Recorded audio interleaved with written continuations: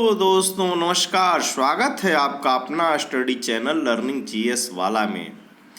दोस्तों, learning GS परिवार की तरफ से आप सभी को नव वर्ष की हार्दिक शुभकामनाएं और इसी के साथ आप सभी कॉम्पिटिटिव को हम आज नव वर्ष पर एक शपथ दिलवाते हैं कि नव वर्ष में आप इतना जी तोड़ मेहनत करिए कि अपना लाइफ सफल बना लीजिए। इसी के साथ हम अपनी वीडियो को प्रारंभ करते हैं। दोस्तों, इससे पहले हमारा कल एक वीडियो पड़ चुका है, आज हमारा पार्ट 2 हड़प्पा सभ्यता शुरू होगा। चलिए दोस्तों, यह वीडियो कंपटीशंस के दृष्टि से काफ़ी महत्वपूर्ण वीवीआई प्रश्नों से सजा हुआ है। जैसे 9 वर्ष आज सजा हुआ है, उसी तरह से यह वीडियो प्रश्नों के हिसाब से सजा हुआ है। हड़प्पा सभ्यता आज हमारा टॉपिक कंप्लीट होगा, तो बिना समय गंवाए शुरू करते हैं। हड़प्पा सभ्यता का सर्वाधिक मान्यता प्राप्त काल कौन सा है? तो हड़प्पा सभ्यता का सर्वाधिक मान्यता प्राप्त काल 2500 ईसा पूर्व से 1700 ईसा पूर्व तक है। हड़प्पा नामक पूरा स्थल किस सभ्यता से संबंधित है? तो हड़प्पा नामक जो पूरा स्थल है वह सिंधु घाटी सभ्यता से संबंधित है। चलिए, हड़प्पा सभ्यता की लिपि किस प्रकार की है? तो हड़प्पा सभ्यता की लिपि भाव चित्रात्मक है। हड़प्पा सभ्यता की जानकारी का प्रमुख स्रोत क्या है? तो हड़प्पा सभ्यता की जानकारी का प्रमुख पुरातात्विक खुदाई है। मोहनजोदड़ो का शाब्दिक अर्थ क्या है? तो मृतकों का टीला। सिंधु सभ्यता किससे संबंधित है? तो आद्य ऐतिहासिक युग से। मूर्ति पूजा का प्रारंभ कब से माना जाता है? तो पूर्व आर्य काल से। सिंधु वासियों ने पहली बार तांबे में टीन मिलाकर कांसा तैयार किया था। तांबा और टीन मिलाकर के कांसा बनता है। इसकी शुरुआत सिंधु सभ्यता से ही हो चुकी थी, इसलिए इसे कांस्य युगीन सभ्यता भी कहा जाता है। हड़प्पा की समकालीन सभ्यता रंगापुर कहाँ स्थित है? तो हड़प्पा की रंगापुर सौराष्ट्र। हड़प्पा संस्कृति का वह कौन सा स्थल है जहाँ दुर्ग तथा निचला नगर अलग अलग प्राचीरों से घिरे हुए हैं? कालीबंगन। मोहनजोदड़ो एवं हड़प्पा सभ्यता की पुरातात्विक खुदाई किसके द्वारा की गई थी? तो सर जॉन मार्शल के द्वारा। हड़प्पा कालीन स्थलों में अभी तक किस धातु की प्राप्ति नहीं हुई है? तो लोहा। सिंधु घाटी के लोग किसकी पूजा करते थे? तो मातृ देवी की। उत्खनित प्रमाणों के अनुसार सिंधु सभ्यता का स्थल बनावली हरियाणा में है। घग्गर और उसकी सहायक नदियों की घाटी में स्थित है। धौलावीर नामक पुरातात्विक स्थल किस राज्य में स्थित है? तो गुजरात। हड़प्पा संस्कृति के संदर्भ में शैलकृत स्थापत्य के प्रमाण कहाँ से प्राप्त हुए हैं? तो धौलावीरा से। लोथल को लघु हड़प्पा व लघु मोहनजोदड़ो भी कहा जाता है। किसको? लोथल को। हड़प्पा कालीन मुहरों का सर्वाधिक प्रचलित आकार कैसा है? तो वर्गाकार है। मुहरों का आकार वर्गाकार है। हड़प्पा संस्कृति के मुहरों पर घोड़े का अंकन नहीं हुआ है। आधुनिक देवनागरी लिपि का प्रचलन रूप क्या है? तो जो आधुनिक लिपि देवनागरी हमारी है वो ब्राह्मी लिपि से ली गई है। विश्व में सबसे पहले कपास की खेती का आरंभ कहाँ प्रारंभ की गई थी? तो कपास सबसे पहले भारत में। सिंधु सभ्यता का समकालीन मिस्र की सभ्यता नील नदी के तट पर विकसित हुई थी। तो नील नदी के तट पर मिस्र की सभ्यता विकसित हुई थी। सिंधु घाटी सभ्यता से संबंधित वृषभ मुद्रा किस पुरातात्विक स्थान से प्राप्त हुई है? तो वृषभ मुद्रा मोहनजोदड़ो। मृण पट्टिका पर उत्कीर्ण सिंगा युक्त देवता की मुहर, सिंह युक्त देवता की जो मुहर है वह कालीबंगन से प्राप्त हुई है।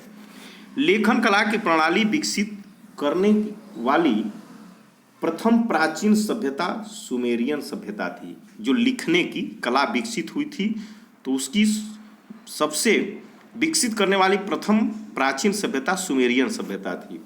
सिंधु घाटी सभ्यता गैर आर्य सभ्यता थी क्योंकि यह नगरीय सभ्यता थी, जबकि आर्य मुख्यतः कृषि प्रधारित थे। तो सिंधु घाटी सभ्यता नगरीय सभ्यता थी और आर्य कृषि पर आधारित थे। सिंधु घाटी सभ्यता के आर्यों से पूर्व की सभ्यता रखे जाने का महत्वपूर्ण कारक क्या है? तो मृदभांड। भारत में किस प्रकार के मृदभांड द्वितीय नगरीकरण के प्रारंभ में प्रतीक माने गए हैं? तो उत्तरी काले पालिश किए हुए मृदभांड। भारत में चांदी की उपलब्धता के प्राचीनतम साक्ष्य कहाँ से मिलते हैं? तो चांदी हड़प्पा सभ्यता में मिलती थी। हड़प्पा सभ्यता चांदी। हड़प्पा काल की मुद्राओं के निर्माण में मुख्यतः किस पदार्थ का उपयोग किया गया था? तो सेल खड़ी। ये देखिए हड़प्पा की सीमा जो है दिया गया है। उत्तर में जम्मू कश्मीर मांडा, पूरब में आलमगीर उत्तर प्रदेश, दक्षिण में दैमाबाद महाराष्ट्र और पश्चिम में सुतकांगेडोर बलूचिस्तान पाकिस्तान। अब देखिए हड़प्पा कालीन स्थल महत्वपूर्ण तथ्य हैं। ये जो है हड़प्पा कालीन, ये महत्वपूर्ण तथ्य आपको दिया गया है। यहाँ से प्रश्न अक्सर पूछा जाता है, तो इसकी भी इम्पोर्टेंसी है, इसलिए इसको भी आप कंप्लीट कर लीजिएगा। हड़प्पा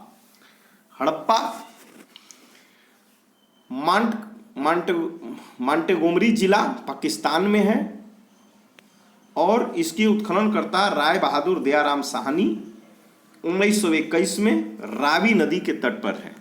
प्राप्त साक्ष्य हड़प्पा से क्या क्या है? तो अन्न भंडार, कांसे से निर्मित खिलौना गाड़ी, पारदर्शी वस्त्र पहने हुए एक मूर्ति, गरुड़ चित्रित मुर्दा, मछुआरे का चित्र, शेर का बैल, कांस्य दर्पण। मोहनजोदड़ो लरकाना जिला पाकिस्तान में है। इसकी खोज जो है राखलदास बनर्जी और मार्टिना व्हीलर ने किया था 1922 में। यह सिंधु नदी के तट पे है मोहनजोदड़ो। यहाँ से विशाला स्नानागार, पुरोहितों का आवास, महाविद्यालय, 16 मकानों का बैरक, कांस्य निर्मित नग्न महिला मूर्ति, दाढ़ी वाले पुजारी की मूर्ति, चमकते हुए बंदर की चित्र, एक श्रृंग पशुओं वाली मुद्राएं प्राप्त हुई थी। तो विशाला स्नानागार, एक सिंगी और ये बंदर, ये मोहनजोदड़ो से खास तौर से पूछे जाते हैं, ध्यान रखिएगा। लोथल कहाँ है? गुजरात, अहमदाबाद जिला में।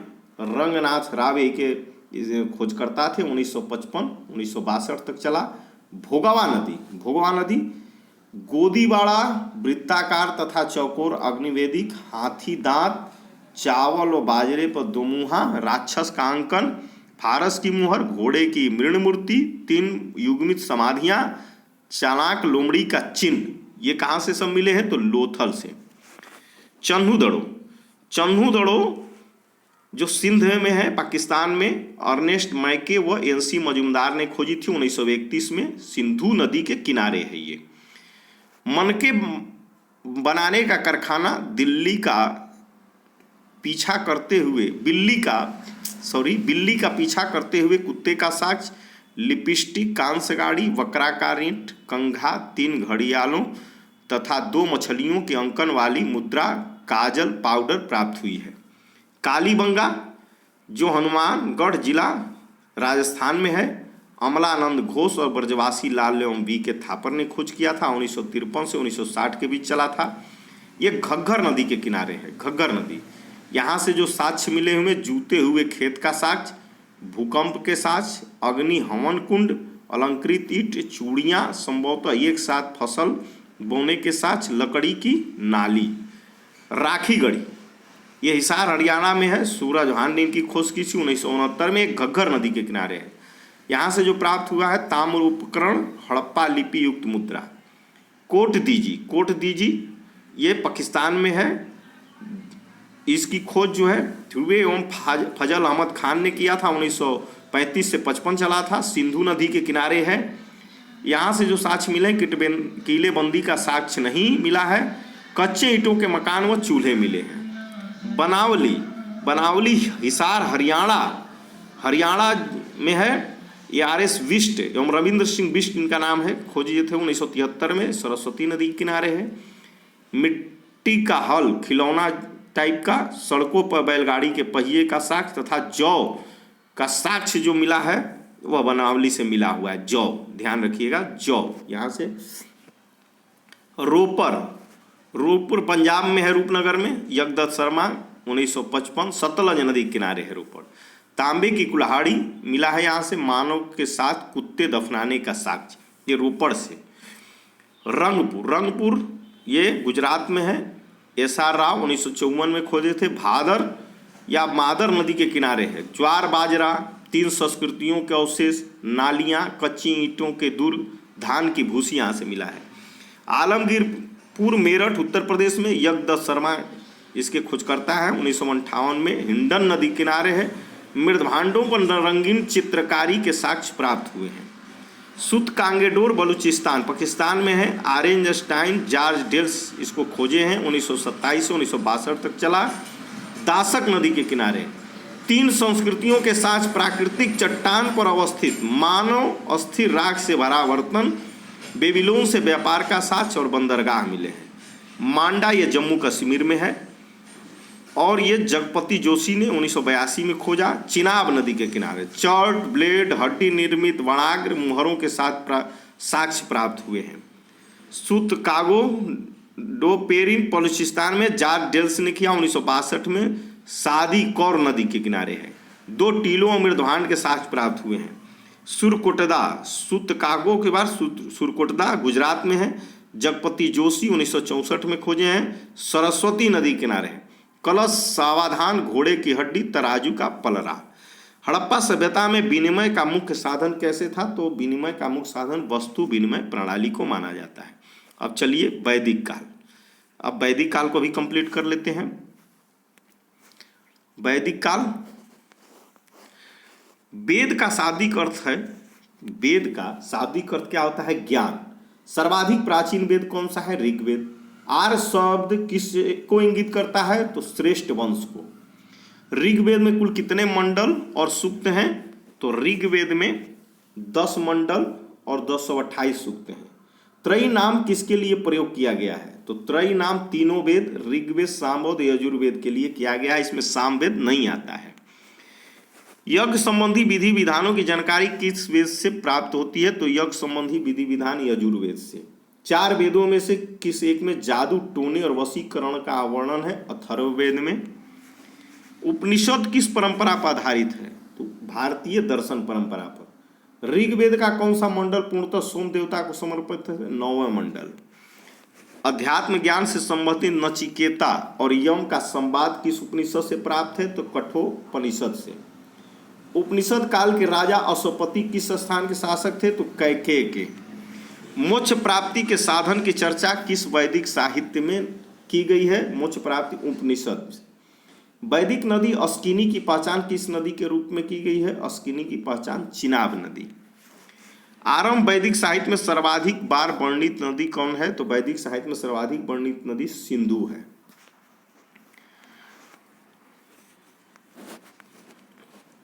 ये देखिए वैदिक काल के प्रमुख शब्द हैं और इनके आधुनिक नाम भी दिए गए हैं। वैदिक काल में प्रमुख शब्द, आधुनिक नाम, प्राचीन नाम। तो गाय का प्राचीन नाम क्या था? अघन्या, जिसका वध न हो। राजा का प्राचीन नाम गोपा। अतिथि का गोहंता, गोहन। धनी व्यक्ति को गोमत कहा जाता था। युद्ध को गविष्ट, गेसु या गम कहा जाता था। पुत्री को दुहिता कहा जाता था। अनाज को धान्य कहा जाता था। मरुस्थल को धन्व कहा जाता था। उपजाऊ भूमि को उर्वरा कहा जाता था। पशुचारण योग्य भूमि को खिल्ल कहा जाता था। हल से बनी नालियां को सीता कहा जाता था। कौन सा वेद ऋग्वेद पर आधारित संगीतमय ऋचाओं का संकलन है? तो संगीतमय ऋचाओं का संकलन सामवेद में है। सामवेद। वर्ण व्यवस्था का सर्वप्रथम विवरण कहाँ से मिलता है? तो ऋग्वेद के 10वें मंडल से। पूर्व वैदिक काल में किन 2 संस्थाओं का राजा पर नियंत्रण होता था? सभा और समिति का। वैदिक देवताओं का पुरोहित किसे माना जाता है? तो वैदिक देवताओं का पुरोहित बृहस्पति को माना जाता है। ऋग्वैदिक काल में निष्क शब्द का प्रयोग एक आभूषण के लिए होता था, किंतु परवर्ती काल में उसका प्रयोग किस वस्तु के लिए किया जाता है? तो सिक्के, क्वाइन के लिए। पुरुष मेघ प्रथा का उल्लेख किस ग्रंथ में मिलता है? तो मेघ प्रथा, पुरुष मेघ प्रथा का उल्लेख शतपथ ब्राह्मण में मिलता है। ये देखिए, ये जो है वेद हैं ब्राह्मण, इनके सूत, उपनिषद, अरण्यक, अध्येता, उपवेद, इसको आप पढ़ लीजिएगा। पारसियों के ग्रंथ जिंद अवेस्ता के जिस अहुर मजदा का वर्णन मिलता है वह असुरों का देवता है। ये देखिए, आप इसको पढ़ ली सकते हैं। अथर्ववेद ये पूछता है कभी कभी। चलिए, ईरान से भारत में आर्यों के आने की सूचना किस अभिलेख से प्राप्त हुई है? तो ईरान से भारत में आर्यों की सूचना बोगज कोई अभिलेख। उत्तर वैदिक काल में किस क्षेत्र को आर्य संस्कृति की धुरी समझा जाता है? तो अंग एवं मगध को। गोत्र शब्द का प्रयोग सर्वप्रथम किस काल में हुआ? तो ऋग्वैदिक काल में। ऋग्वेद संहिता में दूसरे से 7वें मंडल तक सर्वाधिक प्राचीन माने जाते हैं। गोत्र मंडल के नाम से भी जाना जाता है। कौन? दूसरे से 7वें मंडल। ऋग्वेद काल में जनता का विश्वास किसमें था? बलि एवं कर्म कांड में। बलि एवं कर्म कांड में जनता का विश्वास। प्रसिद्ध दशराज युद्ध किस नदी के तट पर लड़ा गया था? तो परुषणी रावी नदी के तट पर। इसके ध्यान रखिएगा, खूब आता है। दशराज युद्ध का वर्णन ऋग्वेद के 7वें मंडल में है। आर्यों के जीविकोपार्जन का मुख्य स्रोत क्या था? तो पशुपालन एवं कृषि था। ऋग्वेद में उल्लिखित यौ शब्द कृषि उत्पाद के लिए प्रयुक्त किया गया है। यौ शब्द किस कृषि उत्पाद के लिए? तो जौ के लिए। वैदिक युग में प्रचलित लोकप्रिय शासन प्रणाली का क्या नाम था? तो वंशानुगत राजतंत्र प्रणाली। आयुर्वेद अर्थात जीवन का विज्ञान का उल्लेख सर्वप्रथम किस वेद में मिलता है? अथर्ववेद में। आयुर्वेद अर्थात जीवन का विज्ञान, अथर्ववेद। अथर्ववेद में सभा और समितो प्रजापति की 2 पुत्रियां कहा गया है। गायत्री मंत्र का उल्लेख किस ग्रंथ में मिलता है? तो ऋग्वेद के 3रे मंडल में। ऋग्वेद में किसको युद्ध का देवता समझा जाता है? तो इंद्र को। पूर्व वैदिक आर्यों का सर्वाधिक लोकप्रिय देवता कौन थे? तो इंद्र थे। गायत्री मंत्र की रचना किसने की थी? तो विश्वामित्र ने। श्रीमद् भागवत गीता मूल रूप से किस भाषा में लिखी गई थी? तो संस्कृत भाषा में। सत्यमेव जयते किस ग्रंथ से लिया गया है? तो मुंडकोपनिषद से लिया गया है। ये देखिए, कुछ ऋग्वैदिक नदियां हैं, इनका ऋग्वैदिक नदियां प्राचीन नाम और आधुनिक नाम यहाँ से भी पूछता है प्रश्न। तो वितस्ता प्राचीन नाम है और आधुनिक वितस्ता का नाम अब झेलम है। विपाशा का अब नाम व्यास है। दृष्टद्युति का वर्तमान नाम घग्घर है। क्रुभु का वर्तमान नाम कुर्रम है। कुंभा का काबुल है। सदानीरा का गंडक है। सदानीरा खूब पूछता है। अस्किनी भी पूछता है। अस्किनी चिनाब को कहते हैं। सतुद्री जो है सतलज नाम है। गोमल को गोमती, सिंधु को सिंध। सरस्वती पुराना नाम है, आधुनिक नाम घग्घर। सुषोमा सोहन, सुवास्तु स्वाद। तो ऋग्वेद की मूल लिपि क्या थी? तो ऋग्वेद की मूल लिपि ब्राह्मी थी। जीविकोपार्जन हेतु वेद वेदांग पढ़ाने वाले अध्यापक क्या कहलाता था? उपाध्याय। राजा की उत्पत्ति का सिद्धांत किस ब्राह्मण में मिलता है? तो ऐतरेय ब्राह्मण में। शूल व सूत्र किस विषय संबंधित है? तो ज्यामिति से। अस्तो मां सद्गमय वाक्यांश कहाँ से लिया गया है? बृहदारण्यक उपनिषद से लिया गया है। चरक संहिता नामक पुस्तक किस विषय से संबंधित है? तो चिकित्सा से। याज्ञवल्क्य गार्गी संवाद का उल्लेख कहाँ मिलता है? याज्ञवल्क्य गार्गी संवाद बृहदारण्यकोपनिषद में। वैदिक काल में लंबे समय तक अविवाहित रहने वाली कन्या को क्या कहा जाता था? तो अमाजु कहा जाता था। वैदिक काल में द्विज श्रेणी में कौन सा शामिल थे? तो ब्राह्मण, क्षत्रिय एवं वैश्य, शूद्र, ये द्विज थे, शूद्र इसमें शामिल नहीं थे। ये देखिए, ऋग्वेद में सरस्वती नदी का सर्वाधिक पवित्र बताया गया है, जिसे आज के डेट में घग्घर कहा जाता है, और इसे नदीत्मा व नदियों की माता की संज्ञा दी गई है। तो नदियों की माता यदि ऋग्वेद के अनुसार पूछे तो सरस्वती। तो धन्यवाद दोस्तों, आज का सेशन हमारा यहीं समाप्त। इंपॉर्टेंट होता है। कल हम जो है जैन धर्म लेकर के आएंगे। तो चैनल को दोस्तों सब्सक्राइब कर लें, बेल आइकन को दबा दें, दोस्तों में शेयर कर दें। और किस विषय पर आपको तत्काल यदि कोई टॉपिक में ज़रूरत है तो कमेंट कर सकते हैं। धन्यवाद।